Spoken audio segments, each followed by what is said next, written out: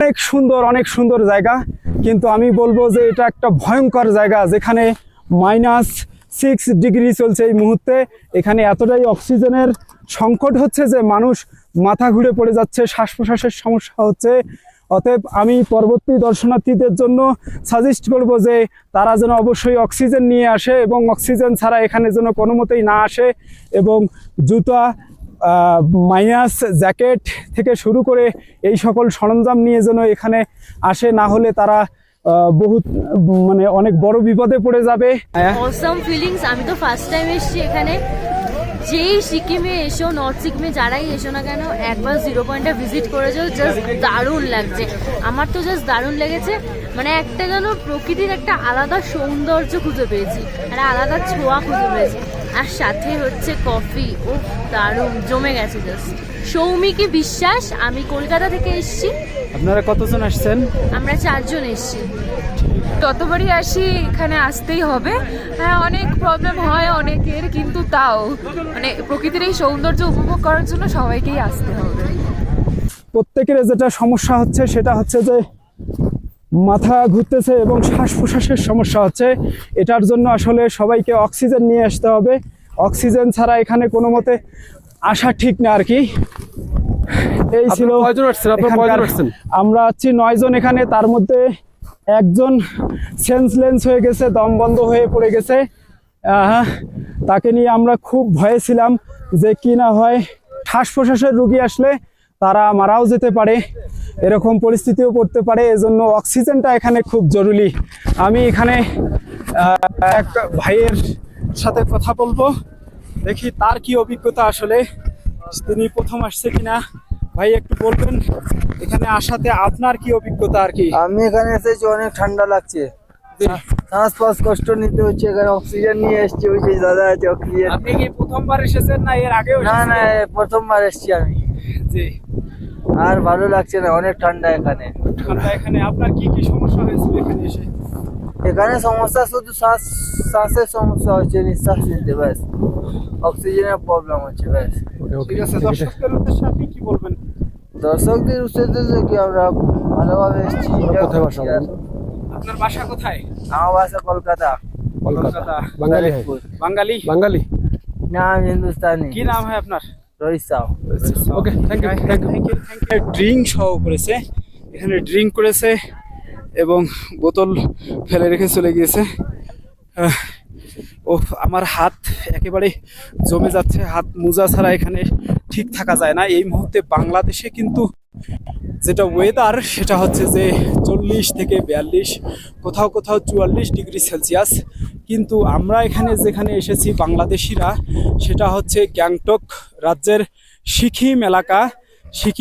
সিকিম এলাকা থেকে আবার প্রায় 70 কিলোমিটার দূরে লাচুং নামে একটা শহর, সেই গ্রামের লাচুং শহর থেকে পার হয়ে প্রায় আরও 45 কিলোমিটার দূরে এটা হচ্ছে জিরো পয়েন্ট, যেটা চায়নার বর্ডার।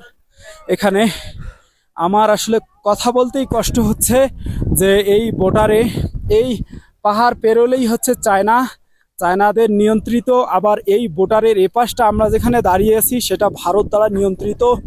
অর্থাৎ সিকিম পুলিশ এটা নিয়ন্ত্রণ করে, এটা গ্যাংটক রাজ্যের সেনাবাহিনী এটা নিয়ন্ত্রণ করে। এই হলো এখানকার সার্বিক তথ্য। এখানে আমরা 16,000 ফিট উপরে আছি, এবং এখানে আরও রহস্যময় অনেক কিছু রয়েছে। পাহাড়ের যেদিকে তাকাই শুধু বরফের পাহাড় আর পাহাড়, আর পাথরের পাহাড়। মেঘ পাহাড়ের সাথে লেগে লেগে যাচ্ছে এবং তা পানি ঝরে বরফে পরিণত হচ্ছে, এবং সেই বরফ গলে নদীতে পরিণত হয়ে সেই পানি কিন্তু আসলে বিভিন্ন জায়গায় চলে যাচ্ছে, দেশের প্রান্ত থেকে বিভিন্ন জায়গায় যাচ্ছে। সেই বরফ গোলা পানি কিন্তু শুধু যে ভারতেই থাকছে এমনটা নয়, সেই নদী করে বাংলাদেশ পর্যন্ত বিভিন্ন জায়গায় চলে যাচ্ছে। এই দিকে একটু যদি আপনাদের আমি দেখাই, এই যে পাহাড়টা, সেটাতে কিন্তু আসলে তুষার যেটা বলি আমরা, বা হচ্ছে যে এই বরফের সাথে সাথে লেগে লেগে কিন্তু এই যে মেঘ উড়ে উড়ে যাচ্ছে, যেখানে আমাদের যাওয়াটা অসম্ভব, সেখানে প্রায় 20,000 ফিট উপরে ওটা। মাহিম, একটু বলবেন কি অবস্থা এখানকার? আলহামদুলিল্লাহ, আমরা অনেক সুন্দর একটা জায়গায় আসছি, কিন্তু ঘটনা হচ্ছে এখানে আমাদের অক্সিজেনের এত পরিমাণ অভাব যে আমাদের শ্বাস নিতে খুবই কষ্ট হচ্ছে। আমরা যখন গায়ে থেকে নামলাম মোটামুটি শ্বাস নিতে এত পরিমাণ কষ্ট হচ্ছিল যে অক্সিজেন ছাড়া আমরা বের হতে পারতেছিলাম না। এখন একটু স্বাভাবিক লাগতেছে, আজকের ওয়েদারটা একটু ভালো, যার কারণে অক্সিজেনটা না হলেও আমাদের একটু ভালো লাগতেছে। সব কিছু মিলে এখানে কথা হচ্ছে যে এখানে আসার আগে অবশ্যই অভিজ্ঞতা নিয়ে আসতে হবে, জানতে হবে যে এখানকার ওয়েদারটা কেমন। কেননা এখানে তারা না জেনে আসবে, তারা অনেক ভয়ঙ্কর বিপদে পড়ে যাবে। কারণ এখানকার মানে সেলসিয়াসটা একদম মাইনাস, এখানে -6 ডিগ্রি চলছে বর্তমানে, যেখানে আমাদের বাংলাদেশে এখন 42-43 ডিগ্রি সেলসিয়াস চলছে, সেখানে এখানে -4 বা 5-6 এরকম চলছে আর কি।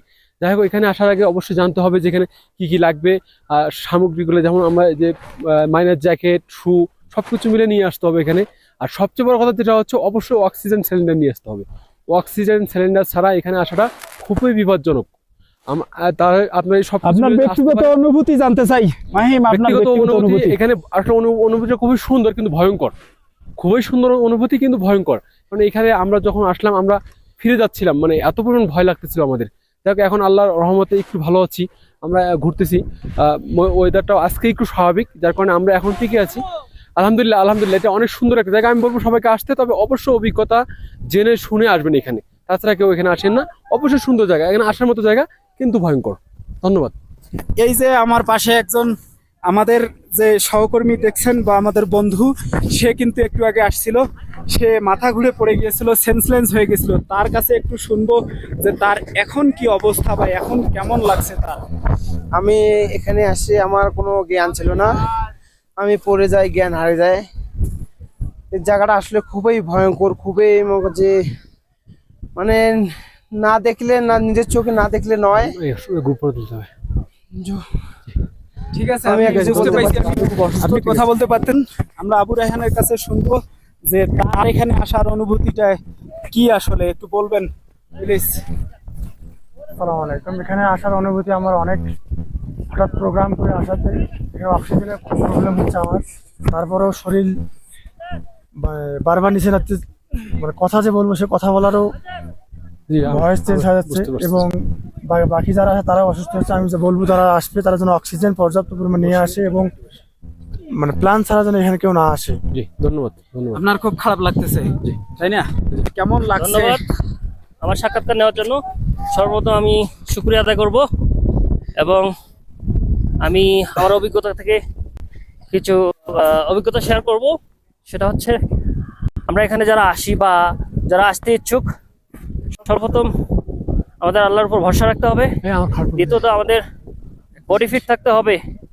এখানে আসার আগে আমাদের গ্যাস সিলিন্ডার নিতে হবে, এবং আমাদের এখানে আসার আগে অবশ্যই মাইনাস সেফটি জ্যাকেট নিতে হবে, হ্যান্ড গ্লোভস পরতে হবে, এবং অবশ্যই বডি ফিট থাকতে হবে। সর্বোপরি আমরা এখানে আসি -6 ডিগ্রি স্পটে। আমরা এখানে এসে যা দেখলাম, অসম্ভব সুন্দর একটা জায়গা। আমি আবারও বলবো, আপনারা এখানে আসুন, এখানে দেখুন, এবং মহান রবের যে এই জাঁকজমক সৌন্দর্য নিয়ামত, এটা আসলে মানে বলে শেষ করার মতো না। এর মধ্যে আমি আরেকটা ছোট্ট কথা বলতে চাই। আমরা আমাদের ছোট থেকেই দেখে আসি, ছোট্ট একটা আয়াত শুনে আসি সূরা ইয়াসিনের, ফাবিআইয়ি আলাই রাব্বিকুমা তুকাজ্জিবান। এখানে আমরা শুনে থেকে এর আয়াতের অর্থ হচ্ছে, তোমরা আল্লাহর কোন কোন নিয়ামতকে অস্বীকার করবে। তো এখানে এসে আমরা দেখতে পাই আসলে আল্লাহর অসম্ভব নিয়ামত আছে। আমরা কোনোভাবেই যারা ইহুদি খ্রিস্টান আছে, যারা আল্লাহকে অস্বীকার করে, আসলে তাদের এখান থেকে শিক্ষা নেওয়া উচিত যে মহান রব একজন আছে। আমি আর বেশি কিছু বলবো না, আমরা যেহেতু একটা রিক্সি জায়গায় আছি। আমি আমার কথা এখানে শেষ করছি। ধন্যবাদ ধন্যবাদ। এখানে আরেক ভাই আছে। ভাই, আপনি কোথা থেকে আসছেন? বাংলাদেশ থেকে আসছেন। বাংলাদেশ থেকে এসে আপনি এখানে কি অনুভূতি করলেন, বা আপনি কেমন এখানকার ওয়েদার এবং কি কি সমস্যা হচ্ছে একটু বলুন। এখানকার ওয়েদারটা আসলে একটু শ্বাসকষ্ট হচ্ছে, বাট অনেক ভালো লাগতেছে। এর আগেও আসছিলাম, তা এতটা ফিল পাই নাই, বাট আরেকবার আসছিলাম স্নোফল পাইছিলাম, এবার স্নোফলটা পাই নাই, কিন্তু বাট ভালো লাগতেছে। অনুভূতিটা আসলে বলার মতো না, বারবার আসতে মন চাই। সমস্যা কি হচ্ছে এখানে? সমস্যা একটু শ্বাসকষ্ট হচ্ছে। পরবর্তী দর্শক আসলে আপনি তাদের উদ্দেশ্যে কি কি বলবেন? অবশ্যই এরপরে যে যারা আসবে তারা অবশ্যই আপনার অক্সিজেনটা সঙ্গে করে নিয়ে আসলে, মাস্ক মাস্ক নিয়ে আসতে হবে, আপনি হ্যান্ড গ্লোভস নিয়ে আসতে হবে, অক্সিজেন তো সঙ্গে নিয়ে আসতে হবে। পরিপক্ষে ছোট বাচ্চাদের না নিয়ে আসাই বেটার। ছোট বাচ্চাদের নিয়ে আসলে এখানে অনেকটাই আসলে সমস্যার সম্মুখীন হতে হয়। অক্সিজেনের প্রবলেমটা আসলে বেশি অনুভব করা যায় আসলে এখানে আসলে। আপনারা কতজন আসছেন? আমরা 7 জন আসছি। সবাই ঠিক আছে? হ্যাঁ, সবাই মোটামুটি ঠিক আছে। বাচ্চারা একটু অসুস্থ হয়ে পড়ছে, একটু গাড়িতে আছে, অসুস্থ হয়ে পড়ছে আর কি, একটু শ্বাসকষ্ট। Thank you. ধন্যবাদ। এটা হচ্ছে বরফ গোলা নদী। দেখুন আপনারা, এখানে বরফ গলে গলে এখানে পানি স্রোত যাচ্ছে, কত সুন্দরভাবে স্রোত যাচ্ছে। এখানে কিন্তু এই যে আমি আপনাদেরকে একটু দেখাবো জুতা দিয়ে, যে এখানে এই যে বরফ, এগুলা হচ্ছে বরফ। এই বরফ গলে গলে কিন্তু পানিতে পরিণত হয়ে এক স্থান থেকে অন্য স্থানে চলে যাচ্ছে। থেকে যে পানিগুলো আসতেছে সেগুলো কিন্তু জমে গিয়ে বরফে পরিণত হচ্ছে।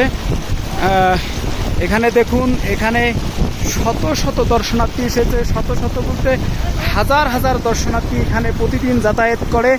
এখানে দেখুন আপনারা, এখানে কিন্তু 1 ঘন্টার বেশি কেউ টিকে থাকতে পারে না, সর্বোচ্চ 1 ঘন্টা এখানে ঘোরাঘুরি করতে করতে তারা অসুস্থ হয়ে পড়ে যায়।